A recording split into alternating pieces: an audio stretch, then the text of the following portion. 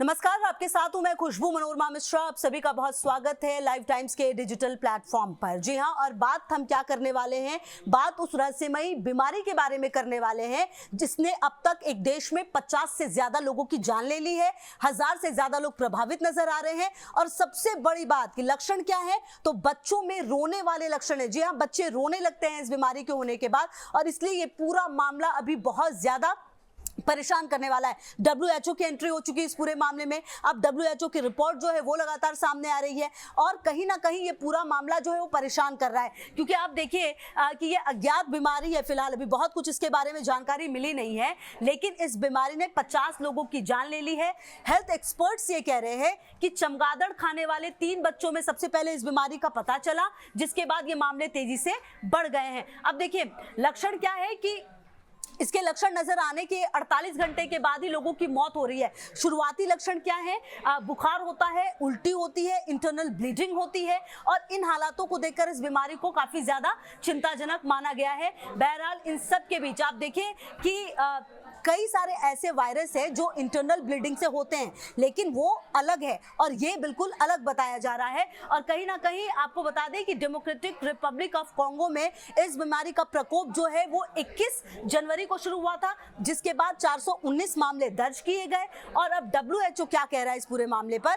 WHO कह रहा है कि अफ्रीका कार्यालय का कहना है कि बोलोको गांव में इस बीमारी का प्रकोप तब शुरू हुआ जब 3 बच्चों ने चमगादड़ खा लिया और 48 घंटे के अंदर उनकी मौत हो गई। आपको बता दें कि पहले डिजीज एक्स ने इसी जगह पर, अगर आप कॉन्गो के दूसरे हिस्से की बात करें, तो एक रहस्यमयी बीमारी निकली थी और उसको संभावित रूप से मलेरिया माना जा रहा था, जिसने कि 400 लोगों को बीमार किया था और 79 लोगों की जान गई थी। हालांकि देखिए मलेरिया में अलग लक्षण थे, लेकिन इस बीमारी के अलग लक्षण हैं और ऐसे में अब ये कई सारे सवाल उठने लगे हैं कि आखिरकार ये जो बीमारी है इसको किस तरह से रोका जाए। और कहीं ना कहीं क्योंकि सबसे बड़ी दिक्कत क्या है कि कुछ ही घंटों के अंदर लोगों की जान चली जाती है। 53 लोगों की अब तक जान गई है, जो अभी तक का आंकड़ा है वो ये बता रहा है। बहरहाल अब WHO क्योंकि एंट्री हो चुकी है, WHO लगातार ये कह रहा है कि ये एक असामान्य स्थिति है, हम इसकी जांच कर रहे हैं। दूसरे मामले में हम मलेरिया के कई मामले देख रहे हैं, लेकिन ये मरीजों में लक्षण देखिए क्या है।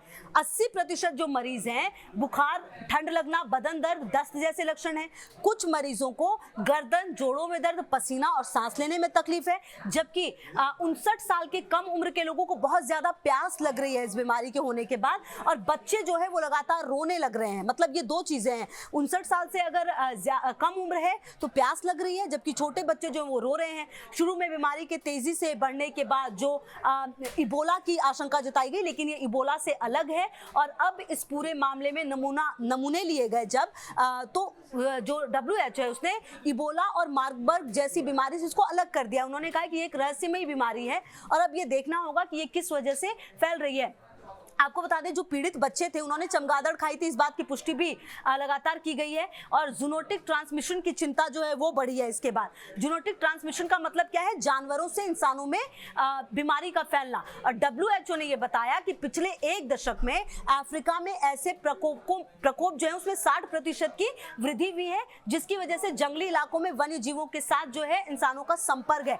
मतलब आप समझिए कि कहीं ना कहीं ये जो कॉन्गो है, कॉन्गो बेसिन को अगर आप पूरे समझिए तो ये 60% उष्णकटिबंधीय जंगल है, इसीलिए इस देश में जूनोटिक बीमारियों के खतरे की जद में है ये। लगातार जो प्रोफेसर हैं वो भी ये कह रहे हैं अब देखना ये होगा कि इस बीमारी के जिस तरह से लगातार मामले सामने आ रहे हैं, अब तक 50 से ज्यादा मौतें हुई हैं, 53 मौत हो गई है, कई केस हैं। ऐसे में क्या ये अब WHO जो है कुछ और सॉल्यूशन इसका निकालता है, किस तरीके से इसका सॉल्यूशन निकलेगा? और सबसे बड़ी बात, क्योंकि यहाँ के जो लोग हैं वो ये पूरा जो इलाका है उष्णकटिबंधीय जंगल है 60%, तो ऐसे में जानवरों से संपर्क होना कोई नई बात नहीं है। तो क्या ये जो बीमारी है वो रुक पाएगी या फिर कुछ और जो कदम है वो उठाए जाएंगे, ये देखना होगा। लेकिन फिलहाल इस बीमारी के आतंक से जो लोग हैं वो आसपास के वो भी काफी ज्यादा परेशान नजर आ रहे हैं। और देखना आगे ये सबसे महत्वपूर्ण होगा कि किस तरीके से लोगों को सेफ रखा जाए। बहरहाल नजर रहेगी लगातार, आप भी रहिए लाइव टाइम्स के साथ। तमाम अपडेट के लिए बहुत शुक्रिया।